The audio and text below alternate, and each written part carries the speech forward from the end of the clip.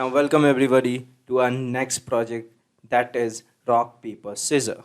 I guess you all have played rock, paper, scissor in your house with your friends, with your brother, sister, mom, dad, anybody. But probably it's a very famous game. But for people who much not know about rock, paper, scissor, like what are you doing? Just go play around with your friends. But anyhow, I am there to help you guys to understand what exactly is a rock, paper, scissor game. Not gonna go much more deeper into this, but I'm gonna show you how the logic of rock paper scissors game was built it up. So let me take out the marker. So from this table, what we can see is rock into rock is 0. That is 0 means you are losing or it is neutral. Okay, rock or rock is 0. So everything in the middle will be 0, 0, 0. Why? It was paper, paper. Okay, it is going something like this: paper and then paper, scissor and then scissor, lizard and lizard. Okay, so probably we don't need all of these now. We are just concerned about uh, a rock, paper, scissor logic. So let's skip this out. So this is just an extension of the game where we have Lizard and Spock, but let's skip this for now. Let's remove it. Okay, let me change out the color again. So rock and rock is 0, rock and rock is 0, paper, paper 0, scissor, scissor 0, that is neutral.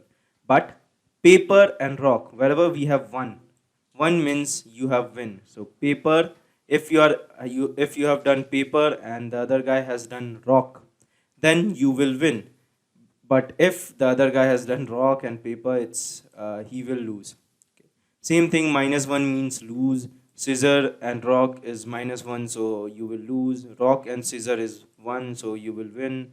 So -1 is for, that's right, -1 is for lose.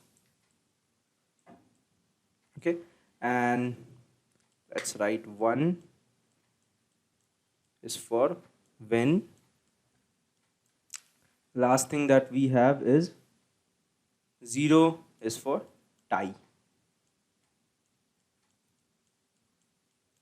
Okay, so this is basically the logic behind how then rock paper scissor game works. Okay, so right now you can see that mostly we have 3 cases, that is rock paper scissor. Okay, 3 things, 3 into 3, 9. 9 test cases can be possible. Okay, and only 3 of them are like quite unique. So let's build up the logic behind this. Okay, let's code it out in Jupyter Notebook. So there are 9 cases and 3 unique cases where we have rock, paper, rock, scissor, rock. Okay, all of that. So 9 cases are there in total. So let's jump into our Jupyter Notebook and code it out. So here we are back again into a Jupyter Notebook. If you could recall, we used the rand int function. Okay, so probably we are going to use the same thing over here. So let me write out the code for rand. So previously what I was doing was I was writing something like this: import random, and then I was calling random dot rand int, and then I was mentioning 0 comma 10. That is from this, whichever every time I run it out, it will give me a different value, right? But let's do much more concise thing. So from import, sorry, from random, from random import rand int. Okay, so now I don't have to write random dot rand int. If I write directly rand int 0 comma 2, each time I run it out, I will get a random value 0 1 2, between 0 1 2, because this is because of computer's choice. A computer choice will be random each time you play it, right? If you play scissor, each time it should be giving out some random value so that you win out, right? So let's create a list. Create a list to play to the computer. Okay, let's create out the list. So computer is equal to he will be having 3 choices again. Let's say paper, then he will be having rock. Let's take scissor. Okay, that's it. So we have created a list for computer.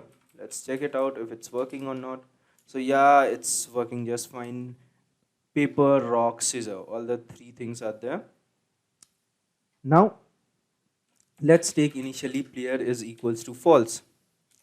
Why I'm taking this, I'll let you know once we start with the while loop, but just for now, just remember that I have taken player as false to run out our while loop for n number of times. Okay, let me show you. So while equal to false, sorry, while player is equal to false. If player equals is true, then the loop will stop working, and that's how it will break the iteration of this loop.